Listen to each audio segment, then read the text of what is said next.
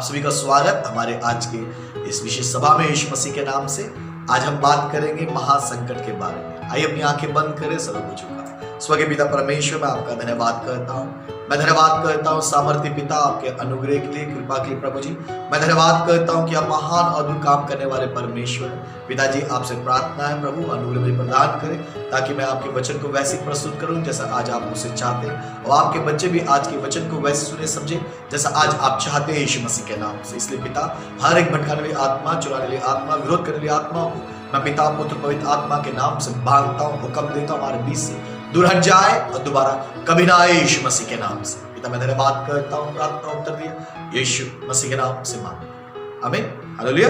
आज हम बात करेंगे महासंकट के बारे में। महासंकट कब होगा, महासंकट का रूप क्या होगा। सो मेरे साथ देखिए मत्ती अध्याय 24 में, मत्ती अध्याय 24 का मेरे साथ 19 से लेकर 25 तक आप देखेंगे, इवन 23 तक देखेंगे। यहाँ पर उन दिनों में जो गर्भवती और दूध पिलाती होगी उनके लिए हाय हाय। प्रार्थना किया करो कि तुम्हें जाड़े में या सबत के दिन में भागना ना पड़े, क्योंकि उस समय ऐसा भारी कलेश होगा जैसा जगत के आरंभ से ना अब तक हुआ ना कभी होगा। यदि वे दिन घटाए ना जाते तो कोई प्राणी ना बचता, परंतु चुनावों के कारण वे दिन घटाए जाएंगे। उस समय यदि कोई तुमसे कहे देखो मसीह यहाँ है या वहां है, तो विश्वास ना करना, क्योंकि झूठे मसीह और झूठे भविष्यवक्ता उठ खड़े होंगे और बड़े चिन्ह और अद्भुत काम दिखाएंगे कि यदि हो सके तो चुनावों का भी भरमा दे। देखो मैंने पहले से तुमसे ये सब कुछ कह दिया है। 21वें पद में अगर हम ध्यान दें तो वहां लिखा है, क्योंकि उस समय ऐसा भारी कलेश होगा जैसे जगत के आरंभ से ना अब तक हुआ ना कभी होगा। तो यहाँ पर प्रभु यीशु मसीह साफ बताना चाहते हैं कि ऐसा कलेश पृथ्वी पर आने वाला है, ना तो इससे पहले कभी हुआ ना इसके बाद होगा। तो इस कारण से हम आज बात करेंगे महान कलेश के बाद, महासंकट के बारे में, जो बहुत बड़ा कलेश, बहुत बड़ा संकट इस पृथ्वी पर आने वाला है। मेरी प्रार्थना है परमेश्वर इस महान संकट से हम सबको बचाए रखे यीशु मसीह के नाम से। आज बहुत से विश्वासी लोग या बहुत से लोग ये विश्वास करते हैं कि मसीह लोग भी महासंकट के सामना करेंगे या महासंकट के दौरान वो होंगे, वो भी महासंकट के समान समय कष्ट और तकलीफों को भोगेंगे। लेकिन बाइबल हमें साफ रीति से बताती है और बहुत सारे पद हमें इस बात की पुष्टि करते हैं कि विश्वासी महान संकट में नहीं होंगे। विश्वासी महासंकट से पहले परमेश्वर के राज्य में उठा ले जाएंगे। महासंकट विश्वासियों के लिए बिल्कुल नहीं है। इसके लिए मैं कुछ कारणों को यहाँ बताना चाहता हूँ महासंकट को बताने से पहले, क्यों महान संकट में विश्वासी लोग नहीं होंगे। सबसे पहला कारण यशायाह अध्याय 57 का 1 में, यशायाह 57 का 1 में लिखा है, धर्मी जन नष्ट होता है और कोई इस बात की चिंता नहीं करता। भक्त मनुष्य उठा ले जाते हैं परंतु कोई नहीं सोचता। धर्मी जन इसलिए उठा लिया गया कि आने वाली आपत्ति से बच जाए। यहाँ प्रभु वचन बताता है धर्मी जन इसलिए उठा लिए जाते हैं ताकि आने वाली विपत्तियों से बचाए। दूसरा कारण यूहन्ना अध्याय 14 में, यूहन्ना अध्याय 14 का उसका दूसरे पद और तीसरा और चौथे तक हम देखते हैं, जहां पर प्रभु यीशु मसीह ने प्रतिज्ञा दी है कि मैं तुम्हें आकर ले जाऊंगा। हम यहाँ पर जैसे यूहन्ना अध्याय 14 का 2 में, मेरे पिता के घर में बहुत से रहने के स्थान है, यदि ना होते तो मैं तुमसे कह देता, क्योंकि मैं तुम्हारे लिए जगह त्याग करने जाता हूँ, और यदि मैं जाकर तुम्हारे लिए जगह त्याग करूं तो फिर आकर तुम्हें अपने यहाँ ले जाऊंगा कि जहां मैं रहूं वहां तुम भी रहो। यहाँ यीशु मसीह बताना चाहते हैं कि मैं आकर तुम्हें ले जाऊंगा। तीसरा कारण हम देखते हैं यहाँ पर मत्ती अध्याय 24 का 40 में, मत्ती अध्याय 24 का 40 में लिखा, उस समय दो जन खेत में होंगे, एक ले जाएगा दूसरा छोड़ दिया जाएगा। दो स्त्रियां चक्की पीसती रहेगी, एक ले ली जाएगी और दूसरी छोड़ दी जाएगी। इसलिए जागते रहो, क्योंकि तुम नहीं जानते कि तुम्हारा प्रभु किस दिन आएगा। तो यहाँ पर हम पाते पहला कारण धर्मियों को विपत्ति से बचाने के, दूसरा कारण प्रभु यीशु मसीह प्रतिज्ञा को पूरा करने के लिए, तीसरा कारण हमें जिंदा उठाने के लिए स्वर्ग में, और चौथा हम देखते हैं यहाँ पर पहला थिस्सलुनीकियों अध्याय 4 का 16 से लेकर 17 तक हम देखेंगे, क्योंकि प्रभु आप ही स्वर्ग से उतरेगा, उस समय ललकार और प्रधान दूत का शब्द सुनाई देगा और परमेश्वर तुरही फूकी जाएगी, और जो मसीह में मरे हैं वे पहले जी उठेंगे। तब हम जो जीवित हैं और बचे रहेंगे उनके साथ बादलों को उठा ले जाएंगे कि हवा में प्रभु से मिले, और इस रीति से हम सदा प्रभु के साथ रहेंगे। बाइबल बताती है कि प्रभु यीशु मसीह के आगमन में पहले मरे हुए लोग जी उठेंगे और जो जिंदा है वो बादलों को उठा ले जाएंगे। वो बादलों को उठाया जा रहा है, उधर रहना नहीं है, बल्कि उनको परमेश्वर राज्य में ले जाना है। वो मेमने के ब्याह के बोझ में, प्रभोज में उन्हें शामिल होना, विश्वासियों को, मसीहियों को वो प्रतिफल देना है जो प्रभु ने प्रतिज्ञा दी है। हालेलुया। मेरी प्रार्थना है हम उधर हो यीशु मसीह के नाम से। इसके अलावा हम देखते हैं पहला कुरिन्थियों अध्याय 1 में, पहला कुरिन्थियों अध्याय 15 का 51 से लेकर अब 54 तक देखिए तो यहाँ पौलुस दोबारा ये बताते हैं कि हम बदल जाएंगे। और यहाँ लिखा, हे भाइयों, मैं कहता हूँ कि मांस और लहू परमेश्वर के राज्य के अधिकारी नहीं हो सकते, ना नाशवान अविनाशी अधिकारी हो सकते। 51 पर में कहते हैं, देखो मैं तुमसे भेद की बात कहता हूँ, हम सब नहीं सोएंगे परंतु हम बदल जाएंगे। और ये क्षण भर में पलक मारते ही अंतिम तुरी की फूंकते होगा, क्योंकि तुरी फूंकी जाएगी, मुर्दे अविनाशी दशा में उठाए जाएंगे और हम बदल जाएंगे। बहुत सारे कारण कि क्यों एक मसीह, एक सच्चा विश्वासी महासंकट के समय नहीं होगा, या महासंकट का सामना नहीं करेगा, या महासंकट की विपत्तियां उसके ऊपर नहीं आएगी, क्योंकि प्रभु उन्हें बचा लेगा। हम देखते अब छठा कारण यहाँ लिखा पहला थिस्सलुनीकियों अध्याय 10, पहला थिस्सलुनीकियों अध्याय 1 के 10 में। छठा कारण क्यों मसीह लोग, सच्चे मसीह लोग, मैंने बताया सच्चे मसीह लोग महासंकट का सामना नहीं करेंगे या महासंकट के समय इस पृथ्वी पर नहीं रहेंगे। पहला थिस्सलुनीकियों अध्याय 1 का 10 में यहाँ प्रभु का वचन बताता है, और उसके पुत्र के स्वर्ग पर से आने की बाट जोते रहो, जिसे उसने मरों में से जिलाया, अर्थात यीशु मसीह, जो हमें आने वाले प्रकोप से बचाता है, हमें आने वाले प्रकोप से बचाता है। इसलिए हमें अपने आप को तैयार करना है ताकि हम महासंकट के समय इस पृथ्वी पर ना रहे। हम देखते हैं 7वां कारण, हम पहला दूसरा थिस्सलुनीकियों अध्याय 2 का 1 में, दूसरा थिस्सलुनीकियों अध्याय 2 का 1 में, हे भाइयों, अब हम अपने प्रभु यीशु मसीह के आने और उसके पास अपने इकट्ठा होने के विषय में तुमसे विनती करते हैं। दोबारा पौलुस यहाँ पर कहते हैं कि हम प्रभु के साथ इकट्ठा। 8वां कारण हम देखते हैं यहाँ पर, 8वां कारण आने वाली घटनाओं से बचने और प्रभु के सामने खड़े होने के लिए। लूका अध्याय 21 में, लूका अध्याय 21 का हम मेरे साथ अगर आप देखें 34 में, लूका अध्याय 21 का 34 में लिखा, इसलिए सावधान रहो, ऐसा ना हो कि तुम्हारे मन खुमार मत वालेपन इस जीवन की चिंताओं से सुस्त हो जाए और वह दिन तुम पर फंदे के समान अचानक आ पड़े, क्योंकि वह सारी पृथ्वी के सब रहने वालों पर इसी प्रकार आ पड़ेगा। इसलिए जागते रहो और हर समय प्रार्थना करते रहो कि तुम इन सब आने वाली घटनाओं से बचने और मनुष्य के पुत्र के सामने खड़े होने के योग्य ठहरो, योग्य ठहरे। हालेलुया। तो हमें जानना जरूरी है कि सच्चे मसीह लोग महासंकट का सामना नहीं करेंगे। तब आपका सवाल आएगा कि प्रकाशित वाक्य अध्याय 7 में अगर मेरे साथ देखें उस ये लोग कौन हैं, और प्रकाशित वाक्य 20 में ये लोग कौन हैं जो महाक्लेश के दौरान आए, महाक्लेश का सामना किया, महाक्लेश में कष्ट को उठाया उन्होंने। तो ये महासंकट का सामना करने वाले ये लोग कौन हैं? मेरे साथ प्रकाशित वाक्य 7 का 13 इनको एक बात देखते हैं। प्रकाशित वाक्य 7 का 13 में, इस पर प्राचीनों में ने एक ने मुझसे कहा, हे श्वेत वस्त्र पहने हुए कौन है और कहां से आए? मैंने उससे कहा, हे स्वामी, तू ही जानता है। उसने मुझसे कहा, ये वे हैं जो उस महाक्लेश में से निकल कर आए हैं, उन्होंने अपने वस्त्र मेमने के लहू से धोकर श्वेत किए हैं। प्रकाशित वाक्य 20 का 4 में, फिर मैंने सिंहासन देखे और उन पर लोग बैठ गए और उनको न्याय करने का अधिकार दिया गया। मैंने उनकी आत्माओं को भी देखा जिनके सिर यीशु गवाही देने और परमेश्वर वचन के कारण काटे गए थे, जिन्होंने ना उस पशु की और ना उसकी मूर्ति की पूजा की थी और ना उसकी छाप अपने माथे और हाथों पर ली थी। वे जीवित होकर मसीह के साथ 1000 वर्ष तक राज्य करते रहे। तब जब तक ये 1000 वर्ष पूरे ना हुए तब तक शेष मरे हुए ना जी उठे। यह तो पहला पुनरुत्थान है। हालेलुया। तो अब आपके पास सवाल ये भी होगा, तो ये पुनरुत्थान, पहला पुनरुत्थान बताया गया है और आप ये बोल रहे हैं कि मसीह लोग महासंकट का सामना नहीं करेंगे, तो मगर इस पे तो लिखा हुआ है कि ये महासंकट का सामना करेंगे। तो आपको महासंकट को समझने से पहले पुनरुत्थान को समझना होगा। पुनरुत्थान एक 4 फेसों में है।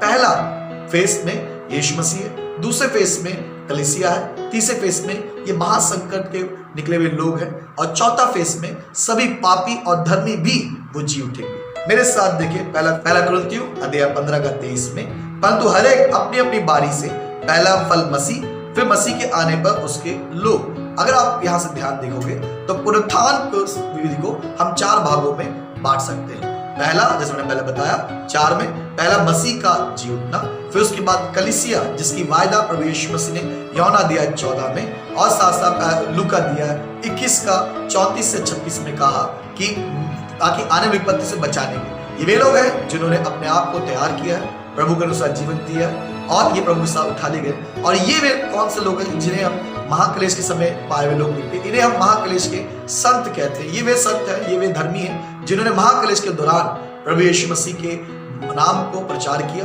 प्रभु यीशु मसीह का वचन को प्रचार किया, जिन्होंने पशु का चिन्ह नहीं लिया, जिन्होंने पशु को का मूर्ति की पूजा नहीं की। ये वे लोग हैं जिन्होंने अब प्रभु के लिए अपने प्राणों को दे दिया। ये वे लोग हैं जो कलीसिया के समय काल में ये पुनरुत्थान में भागी नहीं हुए, और ये वे लोग हैं जिन्होंने प्रभु का वचन प्रचार किया।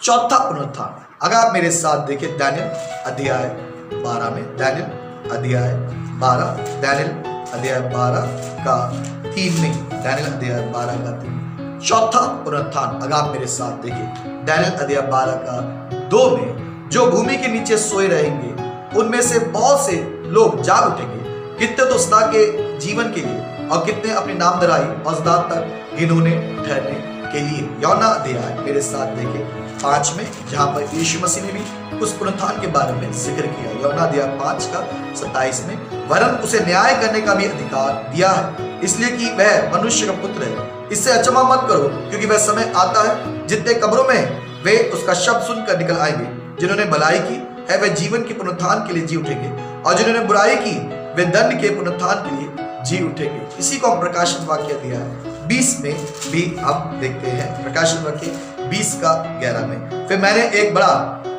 श्वेत सिंहासन और उसको जो उस पर बैठा हुआ है देखा। उसके सामने से पृथ्वी और आकाश भाग गए और उनके लिए जगह ना मिली। फिर मैंने छोटे बड़े सब मरवों को सिंहासन सामने खड़े हुए देखा, और पुस्तकें खोली गई, और फिर एक और पुस्तक खोली गई, अर्थात जीवन की पुस्तक। जैसा उन पुस्तकों में लिखा हुआ था वैसे ही उनके कामों के अनुसार मरवों का न्याय किया गया। पद 15 में, और जिस किसी का नाम जीवन की पुस्तक में लिखा हुआ ना मिला वह आग की झील में डाला गया। अब प्रश्न आपके पास ये भी हो सकता है या आएगा। फिर प्रकाशन वाक्य 7 का 14 अगर मेरे साथ देखें यहाँ पर इवन 13 से, इस पर प्राचीनों में से एक ने मुझसे कहा, ये श्वेत वस्त्र पहने हुए कौन है और कहां से आए? और मैंने उससे कहा, हे स्वामी तू ही जानता है। उसने मुझसे कहा, ये वे हैं जो उस महाकलेश से निकल कर आए हैं। इन्होंने अपने अपने वस्त्र मेमने के लहू से धोकर श्वेत किए। प्रकाशन वाक्य 20 का 4 में, फिर मैंने सिंहासन देखे और उन पर लोग बैठ गए, उनको न्याय करने का अधिकार दिया गया। मैंने उनकी आत्माओं को भी देखा जिनके सिर यीशु की गवाही देने और परमेश्वर के वचन के कारण काटे गए थे, जिन्होंने उस पशु की और ना उसकी मूर्ति की पूजा की थी और ना उसकी छाप अपने माथे और हाथों पर ली थी। वे जीवित होकर मसीह के साथ 1000 वर्ष तक राज्य करते रहे। जब तक ये 1000 वर्ष पूरे न हुए तब तक शेष मरे हुए ना जी उठे। यह तो पहला पुनरुत्थान है। अब प्रश्न उठता है, फिर ये महाकलेश में से होकर आए, इन्होंने दुख सहा, इन्होंने तकलीफ सहा, फिर ये लोग कौन है? तो प्रभु का वचन मेरे साथ देखिए आप प्रकाशन वाक्य दिया 6 में, प्रकाशन वाक्य 6 का 9 में यहां लिखा है, जब उसने 5 मोहर खोली तो मैंने वेदी के नीचे उनके प्राणों को देखा जो परमेश्वर के वचन का उस गवाही के कारण जो उन्होंने दी थी वध किए गए। उन्होंने बड़े शब्द से पुकार कहा, हे स्वामी, हे पवित्र और सत्य, तू कब तक न्याय ना करेगा? पृथ्वी के सब रहने वालों से हमारा लहू का बदला कब तक ना लेगा? उनमें से हर एक को श्वेत वस्त्र दिया गया और उनसे कहा गया कि और थोड़ी देर तक विश्राम करो, जब तक कि तुम्हारी संगीदास भाई जो तुम्हारे समान वध होने वाले हैं उनकी भी गिनती पूरी ना हो जाए। बाइबल साफ बताती है ये लोग कौन है? ये वे लोग हैं जो महासंकट के दौरान धर्मी लोग मारे गए। पहला महासंकट के दौरान पहले हम देखते हैं यीशु मसीह का पुनरुत्थान, दूसरा सच्चे विश्वासियों का पुनरुत्थान जिनका एक लिमिटेड संख्या है, तीसरा ये वे लोग हैं जो इस महासंकट दौरान जिन्होंने प्रभु यीशु मसीह को और अच्छी तरह से स्वीकार किया, या महासंकट के दौरान ये वे लोग हैं जिन्होंने महासंकट के दौरान दोबारा रिकमिट किया। जब महासंकट आया तब इन्होंने अपने पापों को क्षमा मांगी, इन्होंने पश्चाताप किया, इन्होंने निर्णय किया कि अब दोबारा पाप में जीवन नहीं जिएंगे। अब इन्होंने अपने मन को फिराया और इन्होंने प्रभु के लिए जीवन देने के लिए तैयार हो गए। ये वे लोग हैं जो महासंकट के समय प्रभु में आए, प्रभु में बढ़े, प्रभु के लिए जीवन जिया, और जिन्होंने महासंकट के दौरान मसीह के विरोध में कार्य नहीं किया, और शैतान के यानी पशु के चिन्ह को अपने माथे और सर पर नहीं लिया। ये वे लोग हैं जो महासंकट के दौरान मारे गए। जब यीशु मसीह आएंगे तब ये जी उठेंगे। आज के विषय को हम 5 भागों में बांटेंगे ताकि समझ सके कि महासंकट का क्या अर्थ है। पॉइंट नंबर 1, महासंकट का आरंभ। कब महासंकट की शुरुआत होगी। पॉइंट नंबर 2, महासंकट का कारण। क्या कारण है परमेश्वर महासंकट इस संसार में लेके आएंगे? क्यों महासंकट इस पृथ्वी पर आएगा? तीसरा, महासंकट के समय में परिस्थितियां, कैसी परिस्थितियां होगी? महासंकट किस प्रकार का होगा? महासंकट के दौरान क्या क्या घटना घटेगी, उसका उल्लेख। पॉइंट नंबर 4, महासंकट कब तक होगा या उसका महासंकट का समय काल कितना होगा, कब तक महासंकट होगा। पॉइंट नंबर 5, महासंकट से बचने के लिए हमारी व्यक्तिगत तैयारियां। हालेलुया। महासंकट से बचने के लिए हमारी व्यक्तिगत तैयारियां। तो पॉइंट नंबर 1, महासंकट का आरंभ। प्रश्न उठता है, महासंकट का आरंभ कब होगा? अगर आप उत्पत्ति में देखोगे तो वहां पर परमेश्वर ने जल प्रलय तब तक लेके नहीं आए जब तक नूह जहाज पर नहीं चढ़ा। और जैसे नूह जहाज पर चले उसी समय के बाद परमेश्वर ने पृथ्वी पर जल प्रलय को आरंभ कर दिया। जैसे हम देखते हैं लूत के समय काल में परमेश्वर ने सदोम अमोरा को तब तक नाश नहीं किया जब तक लूत उस सदोम अमोरा से, उस नगर से बाहर नहीं चले गए। इसी प्रकार से प्रभु यीशु मसीह अपने धर्मियों को स्वर्ग में उठा ले ताकि आने वाली विपत्तियों से बच जाए। पॉइंट नंबर 1, महासंकट का आरंभ पुनरुत्थान के तुरंत बाद होगा। पॉइंट नंबर 2, महासंकट के क्या कारण, क्यों इस संसार में महासंकट आएगा? पहला कारण, अधर्मियों को दंड देने के लिए। मेरे साथ देखें यशायाह अध्याय 26 का 21 में, क्योंकि देखो यहोवा पृथ्वी के निवासियों को अधर्म का दंड देने के लिए अपने स्थान से चला आता है और पृथ्वी अपना खून प्रकट करेगी और घातकियों को और अधिक नाम छिपाएगी। पहला कारण, जिन्होंने प्रभु यीशु परमेश्वर के विरुद्ध कार्य के, अधर्म काम किए, उन सब को दंड देने के लिए। दूसरा कारण अगर हम देखें, इस्राएलियों को मसीह यीशु के लिए तैयार करना। यिर्मयाह अध्याय 30 में उसका 7वें पद अगर मेरे साथ देखें, हाय हाय वह दिन क्या ही भारी है, उसके समान और कोई दिन नहीं। वह याकूब के संकट का समय होगा परंतु वह उससे भी छुड़ाया जाएगा। बाइबल बताती है कि उस समय जो आज यीशु मसीह को परमेश्वर पुत्र नहीं मानते, ये महासंकट के दौरान वे जानेंगे और अपने आप को तैयार करेंगे और जो पुकारेंगे प्रभु यीशु परमेश्वर को, तब मसीहा उनके सामने प्रकट होगा। दो शब्दों में, इस्राएलियों को तैयार करने के लिए, जैसे मूसा के समय काल में हम देखते हैं इस्राएल जब मिस्र में थे, मिस्र में उन्होंने परमेश्वर पुकारा और परमेश्वर ने मूसा मसीहा को उनके पास भेजा। उसी प्रकार इस्राएल को तैयार करेंगे। इस महासंकट के दौरान वो परमेश्वर पुकारेंगे। जब पूरे कौम, पूरी दुनिया उनके विरुद्ध हो जाएगी, ऐसे वचन बताता है कि तब वो पुकारेंगे परमेश्वर को और तब यीशु मसीह उनको बचाने के लिए प्रकट हो जाएगा। ये दर्शाने के लिए, उन्हें तैयार करने के लिए, महासंकट के दौरान इस्राएल को तैयार करने के लिए। तीसरा कारण हम देखते हैं, जिन्होंने यीशु मसीह विश्वास नहीं किया, जिन्होंने प्रभु यीशु मसीह का इनकार किया, जिन्होंने प्रभु यीशु मसीह को विरोध में कहा, उन सबको दंड देने के लिए, जिन्होंने परमेश्वर के दासों को मार डाला, जिन्होंने परमेश्वर के वचन के विरोध में काम किया, मसीह के विरोध में काम किया, उन सबको दंड देने के लिए ये महासंकट का समय काल होगा। और चौथा कारण, जिन्होंने परमेश्वर नाम की निंदा की, जिन्होंने परमेश्वर के नाम की निंदा की, उनको दंड देने के लिए ये महान संकट आएगा। पांचवा कारण, सभी झूठे भविष्यवक्ताओं को, जिन्होंने झूठी भविष्यवाणी की, जिन्होंने लोग को भरमाए, लोग को धोखा दिया, लोग के विरोध में कार्य किए, उन सबको परमेश्वर दंड देंगे। महासंकट के कारण बहुत सारे हैं, लेकिन फिर मैंने थोड़े कारण बताए क्यों इस महासंकट इस पृथ्वी पर आएंगे। पॉइंट नंबर 1, महासंकट का आरंभ कब होगा। पॉइंट नंबर 2, महासंकट का कारण क्या होगा। पॉइंट नंबर 3, महासंकट के दौरान परिस्थितियां। महासंकट के दौरान कैसी परिस्थिति होगी। अगर प्रकाशित वाक्य आप पढ़ोगे तो महासंकट के दौरान केवल मनुष्य के ऊपर ही असर नहीं होगा, बल्कि प्रकृति के ऊपर भी असर होगा और साथ साथ जीव जंतुओं पर भी असर होगा। हर एक वर्ग, सभी वर्गों में उसका भयानक परेशानियों का, तकलीफों का, कठिनाइयों का समय होगा। बाइबल बताती है उस समय युद्ध का समय होगा। बाइबल बताती है उस समय अकाल का समय होगा, बाइबल बताती है वहां भूकंप का समय होगा, बाइबल बताती है वहां पीड़ाओं का समय होगा, बाइबल बताती है दुख और दर्द का समय होगा। बाइबल ये भी बताती है उस समय लोग मृत्यु को ढूंढेंगे लेकिन मृत्यु उन्हें नहीं मिलेगी। बाइबल ये बताती है उस समय भयानक भयानक परिस्थितियां आएगी, उनमें से एक उस समय विपत्तियों का भेजा जाना होगा, परमेश्वर की ओर से विपत्तियों का भेजा जाना होगा, जिसको हम प्रकाशित वाक्य अध्याय पढ़ते हैं जब उसमें 7 तुरही के रूप में दर्शाया गया है, 7 कटोरों के रूप में दर्शाया गया है और 7 मोहरों के रूप में ये दर्शाया गया है कि किस प्रकार पृथ्वी पर भयानक भयानक परिस्थितियां, परेशानियां, तकलीफें आएगी।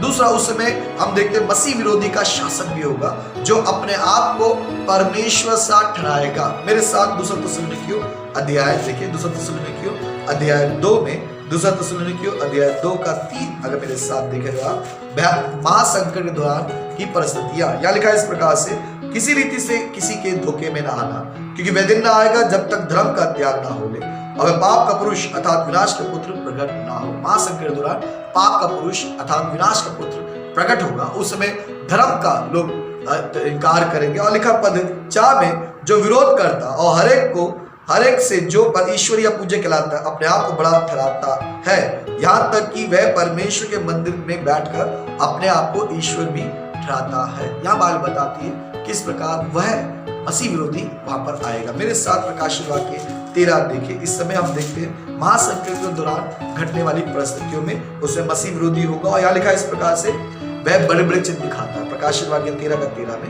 वह बड़े बड़े चिन्ह दिखाता था, यहाँ तक कि मनुष्य सामने स्वर्ग से पृथ्वी पर आग बरसा देता था। उन चिन्हों के कारण जिन्हें उस पशु के सामने दिखाने का अधिकार उसे दिया गया था, वह पृथ्वी के रहने वालों को भरमाता था। पृथ्वी के रहने वालों से कहता था, जिस पशु की तलवार लगी थी वह जी गया, उसकी मूर्ति बनाओ। उसे उस पशु की मूर्ति में प्राण डालने का अधिकार दिया गया कि पशु की मूर्ति बोलने लगे, और जितने लोग उस पशु की मूर्ति की पूजा ना करें उन्हें मरवा डाले।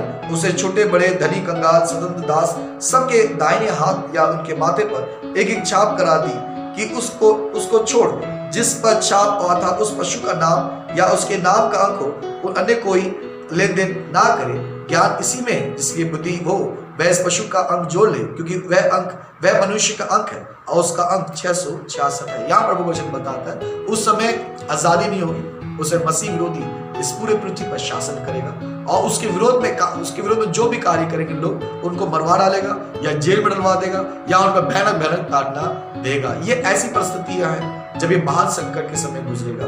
उस समय झूठे भविष्यवक्ता उठ खड़े होंगे, उस समय लोग बड़े बड़े चिन्ह दिखाएंगे, उस समय अद्भुत काम करेंगे, उस समय युद्ध का, अकाल का, पीड़ा का, परेशानी का, उस समय परमेश्वर की ओर से दंड भेजने का भी समय होगा। उस समय सताओ मसीहों को, सच्चे मसीहों को, यहूदियों को उस समय भयानक भयानक परिस्थितियों का सामना करना पड़ेगा। और नंबर 3, महासंकट दौरान होने वाली परिस्थितियां। हालांकि मैंने थोड़ा सा बताया जानकारी के लिए, बाइबल में और भी विशेष रूप से विस्तार से बताया गया है कि महासंकट के समय क्या क्या परिस्थितियां घटेगी। मेरी प्रार्थना हम उस महासंकट के दौरान ना हो यीशु के नाम से, क्योंकि वो बहुत ही भयानक होगा, बहुत ही खतरनाक होगा। आज तो हम प्रभु की आराधना आजादी से कर पा रहे हैं, लेकिन ऐसा समय आएगा कि उस समय कोई भी किसी की भी आराधना नहीं कर पाएगा, वो उसी व्यक्ति की आराधना करेगा जो उस समय शासन करेगा। पॉइंट नंबर 1, महासंकट का आरंभ। पॉइंट नंबर 2, महासंकट का कारण। पॉइंट नंबर 3, महासंकट के दौरान होने वाली परिस्थितियां। मेरी बहन मेरे भाइयों, वो एक भयानक परिस्थिति है। परमेश्वर अपने बच्चों को बचा लेगा, लेकिन उन बच्चों को जो अपने आप को तैयार किए। पॉइंट नंबर 4, महासंकट का समय का। ये महासंकट कितने समय का होगा, ये कितने समय काल का होगा या ये कब खत्म होगा। अगर हम देखें प्रकाशित वाक्य अध्याय 11 में, प्रकाशित वाक्य अध्याय 11, अगर हम यहाँ 11 का दूसरे पद में लिखा है इस प्रकार, पर मंदिर के बाहर का आंगन छोड़ दे, उसे मत ना, क्योंकि वह अन्य जाति को दिया गया है और पवित्र नगर को 42 महीने तक रौंद देंगे। मैं अपने 2 गवाहों को यह अधिकार दूंगा कि टाट उड़वे 1260 दिन तक भविष्यवाणी करे। यहाँ बात बताती है कि 42 महीने तक। अगर 42 महीने को ध्यान से कैलकुलेशन करोगे तो करीब करीब वो 3.5 साल तक आता है। ये जो महान संकट का समय काल 7 साल का होगा और इसके 2 फेज हैं। 3.5 साल पहले के, अगले 3.5 साल। पहले 3.5 साल इतने भयानक नहीं होंगे, इतने खतरनाक नहीं होंगे, लेकिन 3.5 साल के बीच में ही ये व्यक्ति उस वाचा को तोड़ देगा और तोड़कर परमेश्वर की आराधना करना बंद करा देगा और साथ साथ वो अपने आप को ईश्वर ठहराएगा और उस समय महासंकट की परिस्थिति और ज्यादा भयानक हो जाएगी। मेरे साथ देखिए प्रकाशित वाक्य अध्याय 13:5 में, प्रकाशित वाक्य अध्याय 13:5 में, बड़े बोल और निंदा करने के लिए उसे एक मुंह दिया गया और उसे 42 महीने तक काम करने का अधिकार दिया गया। दोबारा ये 42 महीने के बारे में वर्णन करता है। मेरे साथ देखिए दानियेल अध्याय 9:27 में, दानियेल अध्याय 9:27 में, महासंकट का समय काल कितने समय काल तक रहेगा या कितने साल बाद, समय काल के बाद ये महासंकट खत्म हो जाएगा। दानियेल अध्याय 9:27 में लिखा है, वह प्रधान यानी मसीह विरोधी 1 सप्ताह के लिए बहुतों के संग दृढ़ वाचा बांधे। ये मसीह विरोधी, ये प्रधान जिसको कहा गया है, जिसको प्रकाशित वाक्य में पशु कह के पुकारा गया है, जिसे पौलुस नाश का पुत्र, विनाश का पुत्र कहता है या पाप का पुत्र कहता है। और ये 1 सप्ताह मतलब अगर बाइबल में देखिए 1 सप्ताह तो सप्ताह मतलब दिन नहीं है, कई बार इसे साल भी बताया गया। तो इसे हम देखते हैं 1 सप्ताह मतलब 7 दिन, 7 साल के लिए ये बहुतों के संग दृढ़ वाचा बांधेगा। परंतु आधे सप्ताह के बीतने में अर्थात 3.5 साल बाद मेल बलि और अन्न बलि को बंद करेगा और कंगूरे पर उजाड़ने वाली गिनत वस्तु दिखाई देगी। निश्चय ठनी हुई बात समाप्त होने तक परमेश्वर को उजाड़ने वाले पर पड़ा रहेगा। इसका मतलब देखते हैं 3.5 साल के बाद जो विपत्ति, समस्या, तकलीफें जो मसीह विरोधी के द्वारा और बढ़ जाएगा और परमेश्वर की ओर से भी इस संसार पर दंड आएगा ताकि लोग को मौका मिले कि वो मन फिराए। लेकिन उनमें से बहुत से लोग इस दंड विपत्ति के आने के बावजूद भी मन नहीं फिराए। देखो हम यहाँ पर जैसे प्रकाशित वाक्य अध्याय 6 में, प्रकाशित वाक्य अध्याय 6 का अगर मेरे साथ देखिए यहाँ पर, और उसके बाद हम प्रकाशित वाक्य अध्याय 16 भी देखेंगे जहाँ पर बताया गया है कि विपत्ति और तकलीफ आने के बावजूद भी लोगों ने मन नहीं फिराया। देखो प्रकाशित वाक्य 6:17 में और 6:16 में, प्रकाशित वाक्य 6:16 में, और पहाड़ों और चट्टानों से क्या लगेंगे, हम पर गिर पड़ो, हमें उसके मुंह से जो सिंहासन में बैठा है मेमने के प्रकोप से छिपा लो, क्योंकि उनके प्रकोप का भयानक दिन आ पहुंचा है, अब कौन ठहर सकता है। प्रकाशित वाक्य अध्याय 16:21 में, आकाश से मनुष्य पर मन भर के ओले गिरे, इसलिए कि वह विपत्ति बहुत भारी थी, लोगों ने ओलों की विपत्ति के कारण परमेश्वर की निंदा की। पद लिखा इस प्रकार 9 में, मनुष्य बड़ी तपन से झुलस गए और परमेश्वर के नाम की जिसे इन विपत्तियों पर अधिकार है निंदा की, पर उसकी महिमा करने के लिए मन ना फिराया। इवन बाइबल बताती है महासंकट के दौरान प्रभु चाहते हैं कि लोग मन फिराए, लेकिन उसके बावजूद भी लोग मन नहीं फिराएंगे। उनमें से कुछ ऐसे बस लोग होंगे जो उस दौरान, इस विपत्ति के समय भी कुछ लोग मन फिराएंगे, जिसे हम ट्रिब्यूलेशन सेंट्स कहते हैं, जो महासंकट के दौरान बचाए हुए धर्मी, महासंकट के धर्मी लोग के रूप में उन्हें गिने जाशन उठता है। कितने साल तक महासंकट होगा? बाइबल के अनुसार हम देखें महासंकट 7 साल तक होगा। पहले 3.5 साल इतने अधिक कठिनाई तकलीफों का नहीं होगा, लेकिन अगले 3.5 साल तकलीफ और दुख और दर्द का बढ़ने का समय काल होगा। इसे मसीह विरोधी शासन करेगा और उस समय परमेश्वर की ओर से भी दंड, विपत्तियां, तकलीफें, कठिनाई संसार में आएगी। और इसका अंत कब होगा? मेरे साथ देखिए अध्याय 2:5 में, कब महासंकट का अंत होगा। पहले देखा 7 साल के लिए महासंकट होगा और उसका अंत किस चिन्ह के द्वारा, किस घटना के द्वारा होगा। यहाँ लिखा है, क्या तुम्हें स्मरण नहीं कि जब मैं तुम्हारे यहाँ था तो तुम में ये बातें कहा करता था, तुम उस वस्तु को जानते हो जो उसे अभी रोक रहा है कि वह अपने ही समय प्रकट हो, क्योंकि अधर्म का भेद अब भी कार्य करता जाता है, पर अभी एक रोकने वाला है, जब तक वह दूर ना हो जाए वह रोके रहेगा। पद 8 में, तब है अधर्मी प्रकट होगा जिसे प्रभु यीशु अपने मुंह की फूंक से मार डालेगा और अपने आगमन के तेज से भस्म करेगा। उस अधर्मी का आना शैतान के कार्यों के अनुसार सब प्रकार की झूठी सामर्थ और चिन्ह और अद्भुत काम के साथ होगा, और नाश होने वालों के लिए अधर्म के सब प्रकार के धोखे के साथ होगा, क्योंकि उन्होंने सत्य से प्रेम नहीं किया जिससे उनका उद्धार होता। हम यहाँ पर देखते हैं किस प्रकार से उसका अंत के बाद महासंकट का अंत मसीह विरोधी के अंत के साथ होगा। महासंकट का अंत मसीह विरोधी के अंत के साथ होगा कि जब यीशु मसीह बादलों पर आएंगे, जिसके साथ लाखों दूत संत लोग होंगे जिसकी भविष्यवाणियां हनोक ने की। यहूदा अध्याय 1:14 में, यहूदा प्रकाश वाक्य से पहले पढ़ेगा, यहूदा अध्याय 1:14। हनोक ने भी आदम से 7वीं पीढ़ी में था, इनके विषय में भविष्यवाणी की, देखो प्रभु अपने लाखों पवित्रों के साथ आया। तो यहाँ पर यीशु मसीह के आगमन के बाद पृथ्वी पर पहले आगमन बादलों पर, यीशु मसीह आए, बादल पे आए और लोगों को ले गए। दूसरा आगमन जो प्रकट रूप से पृथ्वी पर होगा, तब अपने संतों के साथ जो कलीसिया चली गई थी, वो कलीसिया लौट कर यीशु मसीह के साथ पृथ्वी पर आएगी। उसके साथ महासंकट का अंत होगा। मेरी प्रार्थना है कि हम प्रभु यीशु मसीह के साथ बादलों में से पृथ्वी पर आए यीशु मसीह के नाम से, आमीन। पॉइंट नंबर 5, महासंकट से बचने के लिए हमारी व्यक्तिगत तैयारियां। यदि हम बाइबल को ध्यान से पढ़ें तो बाइबल में उसका उत्तर है। बाइबल हमें बताती है कैसे मैं और आप इस महासंकट से बच सकते हैं। उस पहला तरीका यह है कि हमें अपने सभी पापों से पश्चाताप करना, हमें अपने सारे पापों के लिए माफी मांगना और निर्णय करना है कि हम दोबारा वो पाप को ना करें। बाइबल बताती है कि परमेश्वर किसी पापी के मरने से प्रसन्न नहीं होता। बाइबल बताती है यदि हम अपने पाप मान ले, छोड़ दें, तो परमेश्वर दया हम पर होगी। तो सबसे पहले कदम कि हमें अपने पापों की पश्चाताप करना, पापों को क्षमा मांगना, पापों को छोड़ना। दूसरा, हमें प्रभु यीशु मसीह पर विश्वास करना चाहिए। क्यों करना चाहिए विश्वास? बाइबल बताती है यदि हम अपने पापों को मान ले तो यीशु मसीह विश्वास योग्य और धर्मी है, हमें पापों से क्षमा करें, हमें साफ करने, हमें शुद्ध करने के लिए वो धर्मी और विश्वास योग्य है। बाइबल बताती है कि परमेश्वर पर अगर हम प्रभु यीशु मसीह विश्वास करेंगे तो हम नाश नहीं होंगे परंतु अनंत जीवन पाएंगे।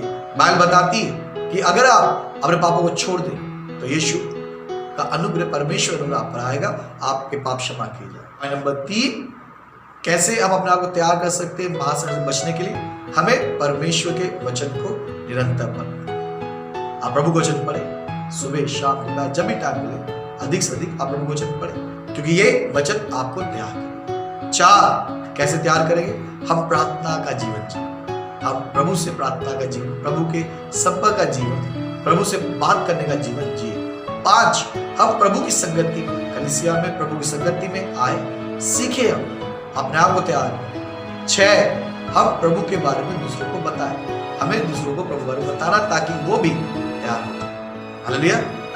मैं विश्वास करता हूँ थोड़े से सारांश में मैंने बहुत कुछ बताने की कोशिश की, हालांकि ये बहुत बड़ा चैप्टर है, बहुत बड़ा लेसन है, लेकिन सारांश में मैंने बताना चाहा महासंकट का अर्थ क्या है, या महासंकट कब आरंभ होगा, महासंकट के कारण क्या है, महासंकट के दौरान परिस्थितियां क्या होगी, महासंकट कब खत्म होगा और महासंकट से कैसे हम बच सकते हैं। हालांकि मैंने सारांश में बताया, इसमें बहुत सारे पॉइंट्स हैं जो प्रभु हमें मौका दे तो विस्तार से हम सीखेंगे, बात करेंगे, बहुत सारे रेफरेंस है, लेकिन जो मैंने बताया वो इसलिए बताया ताकि हम और आप महासंकट में कभी प्रवेश ना करें, ताकि मैं और आप इस महासंकट का सामना ना करें, ताकि मैं और आप परमेश्वर राज्य में शांति के साथ रहें। आइए अपनी आंखें बंद करें, सब कुछ अपने आप को हाथों में आगे। मेरी बहन मेरे भाइयों, ये मौका आपके लिए भी हो सकता है, ये आप पहली बार सुनिए, या आपको डराने के लिए नहीं, या आपको घबराने के लिए नहीं, आपको चिंतित करने के लिए नहीं, बल्कि आपको तैयार करने, बल्कि ये बताने के लिए परमेश्वर आपसे बहुत प्रेम करते हैं और वो चाहते हैं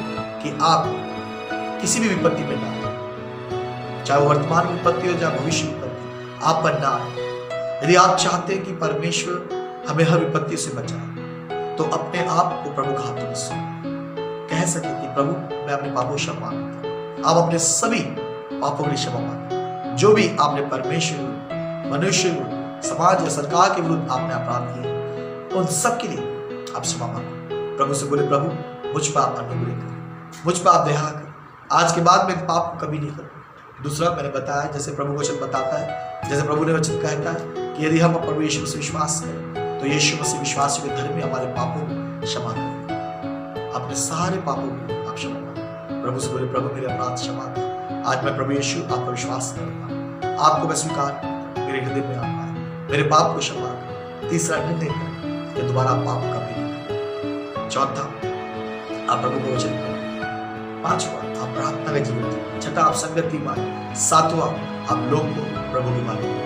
जब आप ऐसा करते हैं प्रभु आपके जीवन में और आने वाले हर विपत्तियों से आप बचाएंगे। स्वर्गीय पिता प्रभु जी, मैं आपका धन्यवाद करता हूँ मैं धन्यवाद करता हूँ सामर्थ्य पिता आपके अनुग्रह के लिए। पिता, जो वचन मुझे आपने दिए सारांश में मैंने तेरे बच्चों को बता दिया, ताकि आने दिन की विपत्तियां तेरे बच्चों पर कभी प्रबल ना हो पाए।